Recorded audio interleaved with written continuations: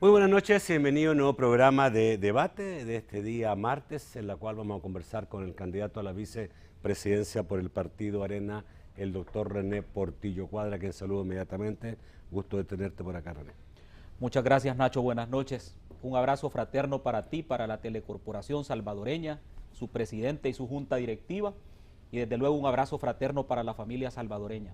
Bueno, vamos a partir por lo dicho ayer en el mismo set por parte de los diputados Echeverría y Benito Lara del FMLN en relación a la ley de acceso, de asocio público-privado, básicamente señalando de que este requerimiento de la ley de la asociación para la Corporación Reto del Milenio, para que va a aprobar el Fomilenio, de que se reforme esa ley, no es más, digamos, ni menos que lo que se quiere, digamos, es que se apruebe el proyecto que está en su momento en la Asamblea por parte de Arena, en la cual, dicen ellos, plantea privatizaciones, plantea privatizar recursos básicos para el país, como el agua, como el Seguro Social, como la Universidad de El Salvador.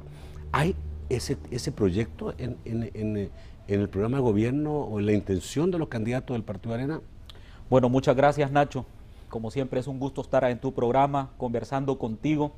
Si me permites un minuto nada más para enviarle mis condolencias al diputado Edwin Zamora, recientemente falleció su padre, y también al ingeniero Arturo Sabla, que recientemente falleció su madrecita. Así es que me uno al pesar de estas familias y le doy mis más sinceras condolencias.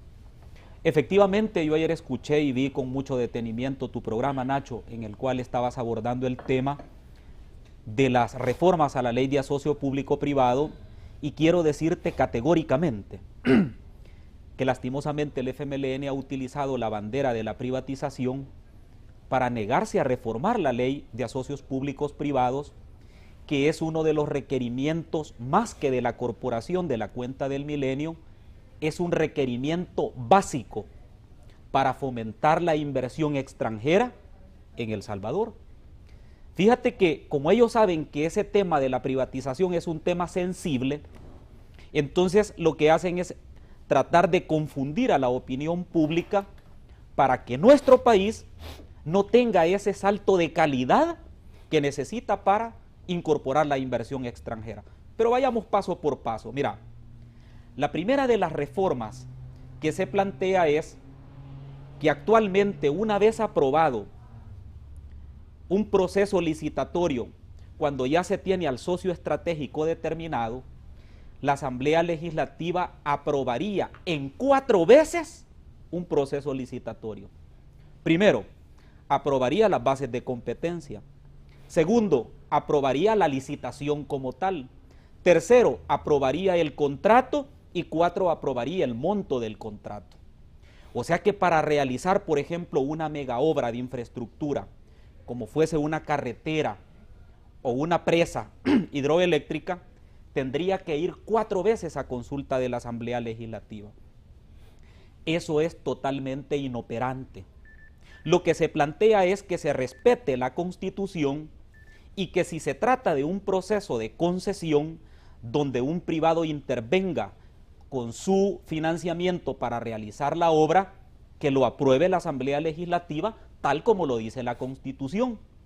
Ese es un punto que es de lógica común creer que tiene que dársele celeridad a los negocios, sobre todo cuando se trata de una inversión extranjera. Segundo punto, ampliar, la reforma lo que pretende es ampliar los montos máximos con los que se pueden ejecutar esta modalidad en el país, porque actualmente en la ley solamente se puede invertir el 1% del PIB, que ronda los 250 millones de dólares. Por lo tanto, lo que la reforma plantea es ampliarlo al 3% del PIB. Lo que estamos diciendo es que se pueden ejecutar más obras a través de los asocios públicos privados para poder invertir. Aquí te quiero poner un ejemplo muy claro. ¿Por qué en 4 años y medio el puerto de la Unión no se ha concesionado? Por una razón eminentemente ideológica. Pero eminentemente ideológica. Dentro del ideario del FMLN, el Estado debe de ser dueño de todo y el particular debe ser dueño de nada. Entonces, frente a esa dicotomía, no aceptan un asocio público-privado o una concesión para el puerto de la Unión, pero tampoco tienen los millones necesarios para poder echarlo a andar. Entonces, ahí que esté tirado el puerto de la Unión. Ok, pero... No, pero permíteme, falta un punto que te quiero precisar. El tercer tema con el tema del agua, porque ellos han planteado de que lo que se quiere privatizar es el agua. Es lo que quiero que me responda, si hay intención o no por parte de Arena de privatizar lo que hicieron ellos, el agua, el seguro social y también la Universidad de El Salvador. Es que mira, cualquier respuesta te diría inequívocamente, no, mira, no es esa la intención, pero el pueblo salvadoreño merece una explicación y por eso te la estoy dando. Lo que plantea la ley de asocio público-privado es que el agua, la educación y el tema de la justicia, particularmente en el tema de rehabilitación de internos, no puede ser sujeto de la ley de asocio público-privado. Pero ahí se cometió un error garrafal en la redacción de la actual ley, porque simplemente dice que el agua estará exenta de la ley, pero no te dice si es el agua residual, si es el agua para consumo humano o cualquier otro tipo de agua que pueda ser tratada o consumida. En ese sentido caeríamos en la situación de que no se puede hacer, por ejemplo, una planta de reciclaje en donde se utilice agua o desechos para poderlos tratar, porque eso, como lleva agua, estaría prácticamente exento de un asocio público-privado, lo cual es totalmente ilógico pensarlo. En ese sentido, en este momento, más que una diferencia de opinión entre el FMLN y Arena, lo que hay es una diferencia de opinión muy marcada entre el presidente de la República y el FMLN. Porque el presidente de la República, a partir de lo que plantea Proesa y esta oficina, que es directamente liderada por él, lo que él está planteando es que el FMLN debe de aprobar estas reformas. Y el otro punto importante es que es consustancial al tema de la posición del FMLN aclarar cuál es la posición de Subes y Zipago. Porque cuando le preguntas a la gente del FMLN por qué no quiere que el agua potable, que la justicia, que la seguridad social o que la educación sea objeto de la ley, te dicen es que eso constituye un servicio público y no acaban ellos de concesionar el tema de la Zipago, pues, de la empresa Zipago y la tarjeta Subes. Y también el transporte es un servicio público, pero ahí en el análisis de ellos no cabe. Vayámonos al fondo de tu pregunta, Nacho. A ver, pero si yo quisiera que fuera muy tajante, un sí o un no, porque realmente queda la duda. A ver, vamos, agua. Cuando ustedes plantean de que sí puede haber asocio público-privado, dejar en parte de privado algunas áreas, ¿a qué se refieren? ¿Se refieren a sustituir el ANDA, por ejemplo? No, mira, es que lo que pasa es que por constitución no se puede sustituir el ANDA. Eso es ilógico. Por eso te digo, la explicación es válida y te contesto la pregunta de manera clara. Arena no quiere privatizar ese tipo de servicios, porque ya la Constitución establece un régimen especial en el cual el Estado es quien brinda ese servicio. ¿En el caso de la Universidad de El Salvador? En el caso de la Universidad de El Salvador, a ti te faltó preguntarles anoche en base a qué ellos plantean que se quiere privatizar la Universidad de El Salvador. Y no hubieran tenido respuesta para eso porque no la hay. Si les preguntas, mire, ¿y a partir de dónde infiere usted que se quiere privatizar el seguro? ¿A partir de qué? Bueno, no te lo van a poder responder. Van a decir al intento que hubo en la época del presidente Flores de privatizar y ellos nunca han cesado en esto. O sea, eso no, mira, pueden responder. Seamos serios en el abordaje del tema y no me refiero a ti, me refiero a las respuestas que te dieron anoche. Lo que hay aquí de fondo en el tema son dos cosas, Nacho. Una que ya te mencioné. Este es un tema verdaderamente ideológico. El socialismo del siglo XXI que practica como doctrina el FMLN, acompañado de aderezos de marxismo-leninismo, desde su doctrina plantean que el Estado debe ser dueño de todo y el particular no debe ser dueño de nada. Excepto, aquí viene la segunda parte, excepto que sea el ALBA. Excepto que sea el ALBA, porque aquí yo te digo, yo particularmente como ciudadano, más que como candidato, Creo que lo que quieren es frenar este tipo de mega obras que se pueden hacer en el país para que el negocio lo tome el ALBA. Y eso es lo que están esperando. Entonces, lo que están haciendo en el fondo es frenando la posibilidad del desarrollo económico y social de nuestro país. Y por eso te mencioné el ejemplo del Puerto de la Unión, que es el caso más visible. ¿Por qué crees que concesionaron de manera especial el tema de la tarjeta en los buses? Porque ahí está implícito el gobierno de ellos. Algún negocio en el cual ellos tienen interés, no lo sé. Pero en todo caso, el negocio está bien marcado. Si esto se hubiera hecho en un gobierno de arena, yo te aseguro que estarían diciendo que también se quiere privatizar un servicio público. Bueno, pero el servicio público de transporte es privado. Si es privado a través de una concesión. Y mira qué interesante el tema de esto último que me acabas de plantear, porque dentro de este negocio de la tarjeta si pago o subes, se ha estimado que diariamente habría un ingreso de 150 millones de dólares, porque se elevaría automáticamente el pasaje a los usuarios, sin decirles, se estaría prácticamente subiendo el transporte, el pasaje al transporte. Pero fíjate que en este tema los transportistas lo que están planteando es que se les está obligando a adherirse a esta modalidad de pago a cambio de que ellos firmen los contratos de concesión. Eso es inconstitucional, porque nadie te puede vedar el pertenecer a una asociación o el derecho de libre contratación a cambio de que tú pertenezcas o no a una asociación, a una empresa o a una modalidad contractual. Eso está en la Constitución. Vamos al corte, volvemos rápidamente con más temas para esta noche.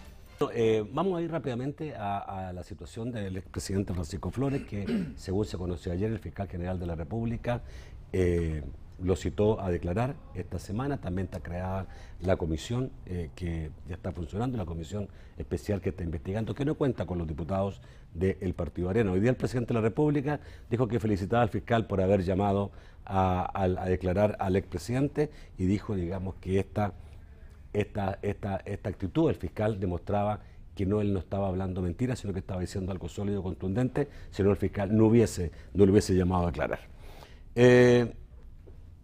¿Qué pasa con esto y dentro de la campaña? Porque sin duda, digamos, cierto, la posibilidad de que exista una culpabilidad por parte del expresidente perjudica al Partido Arena, perjudica la campaña política.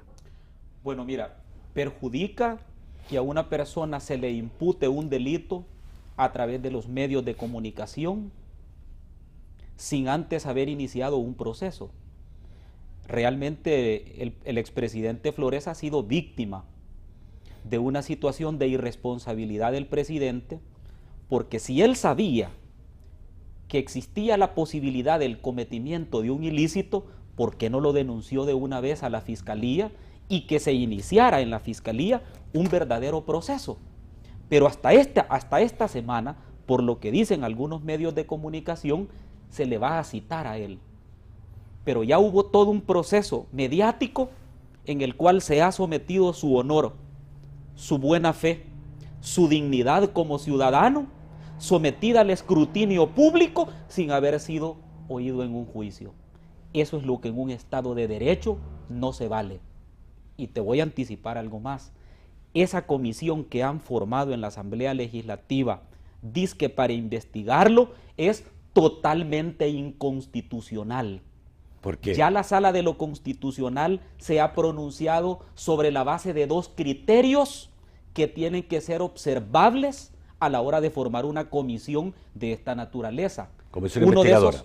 Uno de esos parámetros es que no sea o no pertenezca a una jurisdicción del conocimiento de otra institución. Como en este caso, le corresponde investigar a la autoridad competente, no en un juicio político. Y el segundo criterio importante es que sea un asunto de interés nacional, porque cuando se individualiza la participación, entonces se trata de que en un juicio justo, donde se le garantice a una persona el debido proceso, sea juzgado. Ok, que sea interés nacional pudiera ser que lo sea. El otro. Probablemente, pero eso tiene que probarse, Nacho. No es una cuestión de inferencia ni del presidente ni de otro funcionario, sino que eso se demuestre en un proceso legal. Pero yo te voy a decir algo más, Nacho, no hay tampoco que divorciar el tema de la campaña electoral y de este tema que vincula de forma injusta al expresidente Flores. Recordemos que él ha participado en la asesoría de la campaña del doctor Norman Quijano. Y él, como la principal persona que ha colaborado en este proceso, prácticamente el partido FMLN, acompañado del presidente de la República, han enfilado las baterías contra esta persona. ¿Por qué no lo hicieron cuando no estábamos en una campaña electoral? Es decir, todo esto es lo que llama la atención y esto es lo peligroso de manejar una situación de estas con un tinte político electoral, con intereses políticos bajo la mesa, en donde se irrespeta el honor de una persona. Ahora, lo que yo no entiendo de todo esto, porque eso que tú dices puede ser, puede no ser, pero lo que no entiende uno es que siendo el expresidente una persona pública que optó un cargo público y que tuvo un cargo público y que hoy día sigue siendo parte de un partido político, ¿por qué no sale a los medios a declarar? ¿Por qué tiene que ¿Y por qué había de salir? ¿Y por qué tiene que sufrir, o sea, supuestamente todo un mes de que se le acuse y no decir nada? ¿Pero por qué habría de salir? ¿Por qué tú lo haces? No lo hace precisamente porque no ha sido legalmente citado ante un organismo. Los medios lo han acusado. Correcto. O digamos, no los medios. A través de los medios se le ha acusado. Correcto. Okay. Pero, ¿por qué no lo hace? Precisamente porque él no tiene obligación de hacerlo. Bueno, hay gente que dice, digamos, que, te quiero aclarar que algo. No se defiende por algo es. Te voy a aclarar algo, porque hay veces nosotros somos como muy ligeros a la hora de analizar este tema. Cuando a una persona se le imputa un hecho delictivo cualquiera, esta persona no tiene la obligación legal ni moral de presentar las pruebas. Política sí. No, ¿por qué? Política sí. No, ¿y por qué en política sí? Porque él también, pues lo mismo, él fue elegido por el escrutinio público. Sí, pero el hecho que él haya sido elegido, no, permíteme, te voy a aclarar el punto. El hecho que él haya sido funcionario no le hace renunciar a sus derechos individuales, sus derechos humanos como el derecho de la defensa. ¿Por qué? Si él no quiere ejercer ese derecho de defensa público, pues no lo va a ejercer. ¿Tú hubieras quedado callado? Sí, yo sí. ¿Tú te hubieras quedado callado? Probablemente que sí. Dependiendo de la situación. ¿Y no te importaría lo que la gente pensara de ti? No, porque yo voy a aclarar el punto cuando me citen legalmente. Entonces habría de aclarar el punto. ¿No va a estar ya ese momento condenado por la opinión pública? No, pues ahí es donde te quiero decir. Y ahí viene lo injusto. Porque si realmente se tenía un interés de nación de investigar la situación, lo que se hubiera hecho es iniciar el proceso por los canales y las vías adecuadas. Pero aquí, y te quiero aclarar este punto, mira, es bien importante esto. Dice que presente las pruebas. ¿Y por qué va a presentar las pruebas? Imagínate que alguien te atribuya un delito a ti. ¿Tú estás obligado a probar tu inocencia o el Estado está obligado a probar tu culpabilidad? Es lo segundo. Pero seguramente saldría muy rápidamente a decir mi verdad inmediatamente. Sí, pero esa es tu visión, Nacho. Es probable que la visión de otro ciudadano sea otra y es respetable. ¿Sigue el presidente siendo el asesor principal de la campaña de Arena? Él forma parte del equipo. Pero no es el asesor principal. Él forma parte del equipo. No es el asesor principal. Él forma parte del equipo. ¿Es Rendón el asesor principal? ¿JJ Rendón? No sé. ¿El venezolano este? No sé. No te pudiera confirmar eso porque lo desconozco. ¿Qué? No, lo desconozco porque se ha mencionado en los medios de comunicación y efectivamente se han contratado asesores, pero acuérdate que está establecido ese contrato de asesoría sobre la base de un contrato de confidencialidad. Es decir, el partido no tiene por qué decirte quiénes son los asesores. Y yo te haría una pregunta, y esa misma pregunta, ¿por qué no se la hace a Óscar Ortiz cuando viene o a Sánchez Serén? ¿Quiénes son los asesores de ellos? Porque parece que los asesores del FMLN no son muy famosos. Parece. JJ Rendón parece que sí es famoso. Parece. No, yo no sé. Parece. No, por eso te digo, parece. No puedo dar fe. No, pero ahí es donde yo te quiero decir que la opinión pública hay veces se desequilibra. La opinión pública de algunas personas que tienen inclinaciones político-partidarios para perjudicar a Arena y a su candidatura. ¿Por qué no le hacen la misma pregunta al FMLN? Pues, ¿o es que el pueblo no tiene derecho a saber quiénes son los asesores del FMLN? Claro que sí, pues. De todas maneras, digamos, hay un vuelco ya en la campaña, hay algo diferente, porque sin duda lo que se infiere de las encuestas, de lo que todos vemos, es que Arena no ha andado bien en su estrategia política y eso queda demostrado en la encuesta. Mira, Nacho, una carrera electoral es un proceso dinámico es un proceso cambiante, es un proceso en el cual las piezas se tienen que ir moviendo en la medida en que los indicadores de opinión pública te dicen que hay que moverlos. En ese sentido, hacer un viraje en la campaña no significa que lo que hicimos está malo, lo que significa es que hemos entrado a otra etapa de la campaña que necesita un enfoque distinto. El mismo FMLN lo ha hecho. Pero lo que uno ve, pero lo que uno ve en los mismos simpatizantes y militantes de Arena es que sienten que eso que tú dices no está ocurriendo. No. Esa atención a lo que está ocurriendo y a los cambios que hay que hacer no se ve por parte de Arena. Y sí se ve una campaña del FMLN muy bien manejada. Mira, te voy a comentar lo último. Una campaña bien manejada no es sinónimo de tener muchos millones y pautar la cantidad de spot. Porque ahorita estamos 8 o 9 a 1. Por cada spot de Arena hay 9 del ALBA, del FMLN, de la Presidencia de la República y del otro partido. Todo enfocado las baterías contra Arena, su candidato, su fórmula presidencial. Porque no se cuenta con los millones que tiene el ALBA o el FMLN.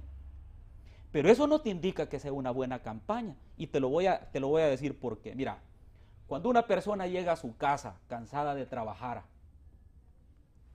y abre el chorro y se da cuenta que no está cayendo agua, pero sí le llega el recibo y le llega cargado, podés poner 1000 spots diarios y esa realidad no la vas a cambiar con la percepción de los spots. Y eso es lo que está pasando en este momento. ¿Sabes quién es el mejor aliado de Arena para ganar las elecciones el 2 de febrero?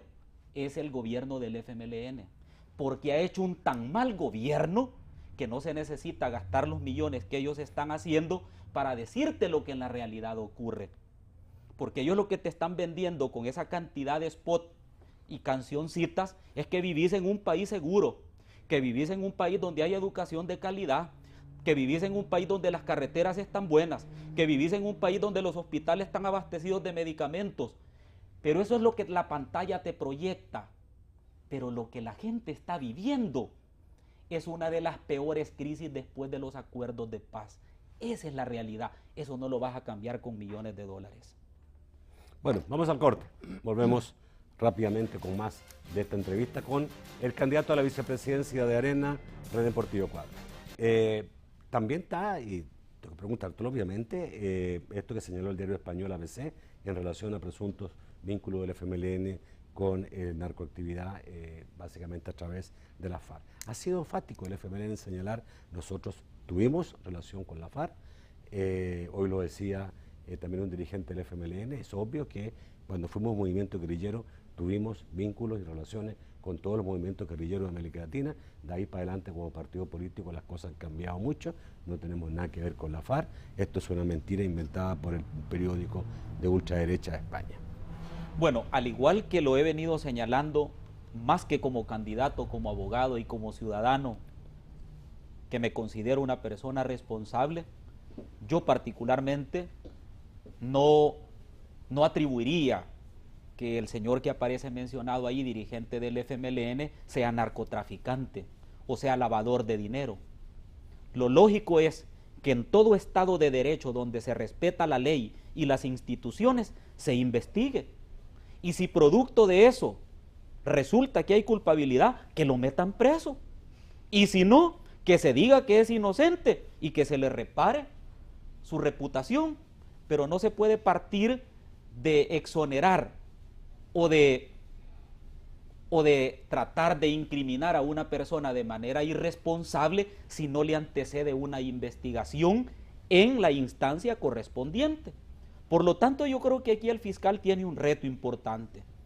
Y yo como ciudadano, al igual que muchos ciudadanos, estarían pidiéndole que abra una investigación precisamente para que se dilucide si esta situación es correcta o no. Sobre todo porque los hechos que se atribuyen son recientes, no tiene nada que ver cuando el FMLN era movimiento guerrillero. Lo que plantea la noticia del periódico ABC de España es cuando el actual presidente de Venezuela era canciller. O sea que estamos hablando de escasos 2 años o año y medio, y entonces creo que una vinculación de este tipo sí es delicada. Es decir, cerrarse y decir, no, mire, esta es parte de la campaña sucia, yo creo que no abona al fortalecimiento de un Estado de Derecho serio. Seguramente no va a haber comisión especial en la Asamblea, como lo pidió el Partido Arena. Es que ese es el problema, mira, volvemos al punto. ¿Tú te acuerdas cuando el FMLN era oposición y se rasgaba las vestiduras diciendo que en este país no había justicia y que la justicia solo picaba a los descalzos? Y otra serie de situaciones atribuyendo a la justicia que solamente perseguía a los débiles, porque ellos no estaban dentro de las instituciones. Pero ahora que ellos tienen cierta incidencia en las instituciones, ahora es al revés. Ahora, para ellos no hay investigaciones, no hay votos que los puedan investigar y simple y sencillamente los temas se quedan en la impunidad. Este es un tema que no debería de ser enfocado sobre la base de una visión político-partidario, ni mucho menos de una campaña electoral. Ver, hoy día debe ser enfocado sobre la base del respeto a la institucionalidad del país. Hoy día un grupo de personas pertenecientes a ONG estaban pidiendo a la Corte Suprema de Justicia de que estos hechos que se están saliendo hoy día en plena campaña sigan, que realmente sean investigados y que no queden como una cosa navideña o una cosa de campaña de aquí se acabó todo. Yo creo igual, es decir, se tiene que investigar todo hecho que se presuma que pueda ser un hecho delictivo, sobre todo de esa magnitud, en donde habrán muchos países que estarían incluso muy atentos a lo que pasa en El Salvador si esto se engaveta o se archiva. Yo quiero decirte con claridad, yo creo que el fiscal aquí tiene otro caso más que por respeto a la población, que por respeto a su imparcialidad y a su investidura, también tiene que investigar. ¿Pero qué tiene? ¿Solamente lo que dice un día en un periódico? Bueno, mira. Sobre la base de un supuesto correo electrónico. Bueno, mira, yo no sé si... Porque el caso del presidente Flores sí tiene documentos llegados a través de Estados Unidos. Yo no sé si tú has leído la versión original del periódico ABC de esa noticia. No, no lo he leído. Bueno, yo sí lo he leído. Y ahí te describe nombres de personas, números de vuelo, te describe características del vuelo. No, mira, ahí hay donde investigar, perdóname. Ahí hay donde investigar. Yo no puedo decir que el señor dirigente del FMLN es lavador de dinero o es narcotraficante. No, yo no puedo asegurar eso. Pero yo creo que en todo Estado de Derecho serio se tiene que iniciar una investigación. Y será la investigación la que diga si eso es falso o no. Ok, el periodista de Tele2, Emilio Corea, tuiteó hace pocos minutos ¿Perdón? ATC, no importa. Bueno, no importa. El periodista Corea es periodista de TC esa noticia. Me está diciendo, dice, digamos, en un tuit que los fundadores del Partido Arena, Luis Salguero Gross y también Roberto Ávila, están pidiendo que el expresidente Flores sea parte de la campaña mientras se le investiga, porque le están haciendo daño a la campaña misma del Partido Arena. ¿Comparte esa apreciación? Bueno, yo respeto las opiniones de ellos y esa es parte de la democracia interna del partido. ¿No compartes que sería bueno que se apartara mientras existe este proceso de investigación? Yo siempre he dicho que en este tema quien tiene que decidir fundamentalmente es él. Es él. ¿Es él? Correcto. ¿No es el partido el que No, debe decidir quiénes son sus asesores y cómo se maneja su campaña? ¿Cómo no? Pero también es parte, digamos, de una decisión de carácter personal e incluso una decisión de nuestro candidato a la presidencia y futuro presidente de El Salvador, el doctor Norman Quijano. Ok, no quiero terminar el programa, que nos quedan unos 3 minutos todavía en este bloque para hablar de lo que debieran ser las propuestas de institucionalidad para el país. Todos sabemos que tenemos todavía problemas serios de institucionalidad, que nuestras instituciones no funcionan del todo como deben ser. Estamos hablando no solamente de los otros poderes del Estado, sino que también de aquellas instituciones como Corte de Cuentas, como el Tribunal Supremo Electoral, etcétera, etcétera, que han tenido permanentemente críticas y actuaciones poco claras. Mira, ¿cuáles son las propuestas en términos de institucionalidad que tiene la candidatura o el programa de gobierno del Partido Arena? Mira, nosotros hemos planteado sobre este tema de la institucionalidad, que por cierto es el 5º eje del plan de país. Es todo un capítulo diseñado con propuestas y acciones concretas tendentes al fortalecimiento de la institucionalidad. Te voy a plantear 5 o 6 de las más importantes. En primer lugar, hay que despartidizar las instituciones.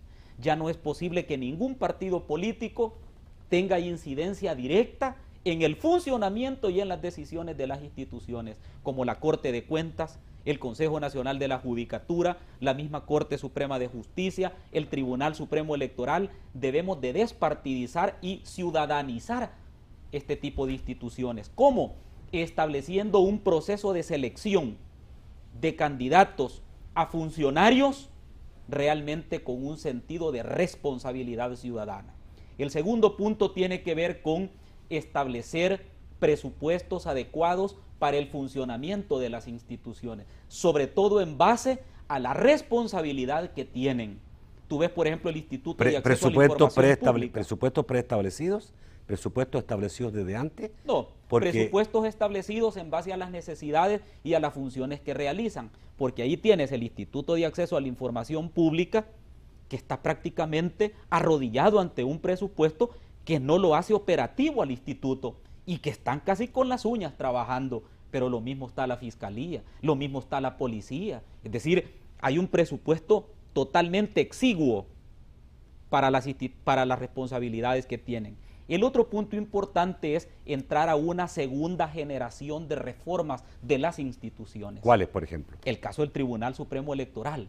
En el caso del Tribunal Supremo Electoral, como lo hemos dicho tantas veces, y perdonad que lo vuelva a decir en tu programa, hay que separar las funciones jurisdiccionales de las funciones administrativas del Tribunal Supremo Electoral, como es en México. Un organismo vigila el proceso electoral ex ante y ex post, y el otro juzga la materia electoral. Igualmente te puedo decir en el caso de la Corte de Cuentas de la República, que prácticamente el presidente de la Corte de Cuentas de la República ejerce un control omnímodo sobre el tema de las decisiones. Y la politización de instituciones como esta es grave para el país. Y si no, miremos lo que tenemos en este momento. Una persona intolerante que saca expedientes que ya están fenecidos, totalmente en contra de lo que dice el artículo 17 de la Constitución, y no pasa nada. Entonces, eso tenemos que erradicarlo. Y el caso, por ejemplo, del Consejo Nacional de la Judicatura, que también es grave. Cuando vino al país la doctora Gabriela Naúl, relatora de Justicia de las Naciones Unidas, yo tuve la oportunidad de reunirme con ella. No era candidato. Y cuando le enseñamos en YouTube el video donde el actual presidente del Consejo Nacional de la Judicatura estaba arengando políticamente, echándole flores al ahora candidato del FMLN, quedando bien con él y haciendo un proselitismo político partidario, me dijo, no creo que este sea un presidente de un Consejo Nacional de la Judicatura, porque en ningún país del mundo es así. Bueno, aquí sí, le dije. Y ahí está el video. Y por eso es que establecieron un informe donde al país prácticamente lo ponen manos arriba. ¿Por qué? Por este tipo de violaciones a las independencias de las instituciones y cómo una persona desmesurada, sin sentido de lo que es su investidura, hace un proselitismo político partidario, arengando políticamente. Y lo peor del caso, imagínate frente a jueces. Fíjate qué delicado este tema. El otro tema importante, la modernización del sistema normativo en nuestro país. El tema de la tramitología está ahogando la economía de nuestro país. Nosotros no somos un país atractivo para la inversión nacional y extranjera porque aquí existe una cantidad de trámites que te impide hacer negocios con celeridad. Imagínate, y te voy a poner un ejemplo para darme a entender. Para levantar un edificio te piden un estudio de tráfico. Y no para eso hay un viceministerio de transporte. En lugar de que el particular, el constructor... De verdad, yo no lo creo que eso sea así. Pero, aquí se hacen las cosas y... Te lo puedo citar hasta con nombre los ejemplos. Entonces, en lugar de que el constructor te pida un estudio, te dé un estudio de tráfico al Estado, el Estado le debería de dar al particular el estudio de tráfico. Los estudios de impacto ambiental. ¿Y por qué se lo piden al inversionista? El Estado te debería de dar a través del Ministerio del Medio Ambiente el estudio de impacto ambiental. Mira, en los países modernos esto se arregla con una premisa del derecho administrativo que dice que el Estado no le puede pedir al particular lo que el Estado tiene. Eso necesitamos desentramparlo de una vez por todas. Y el otro tema que va planteado en la institucionalidad es el tema de la austeridad, Nacho. Aquí cuando se le pregunta al presidente de la República por qué no hace nada por mesurar el presupuesto de la Asamblea Legislativa y de la Corte, él te dice, es que ellos son independientes. Pero y no para eso le ha dado el pueblo el poder, para dialogar, para sentarse, para concertar, para concientizar que los fondos públicos tienen que tener un tratamiento adecuado. Pero él simplemente dice, no, mire, eso es parte de la Asamblea y te lo deja ahí a lo que el presidente de la Asamblea quiera. Y mientras eso pasa, te piden 2.6 millones para compra de vehículos en la Corte Suprema de Justicia y te piden $500,000 para invertir en una radio de la Asamblea Legislativa. Ok, tengo que ir al corte, se nos fue demasiado rápido el tiempo y ya nos queda poco tiempo para el próximo bloque.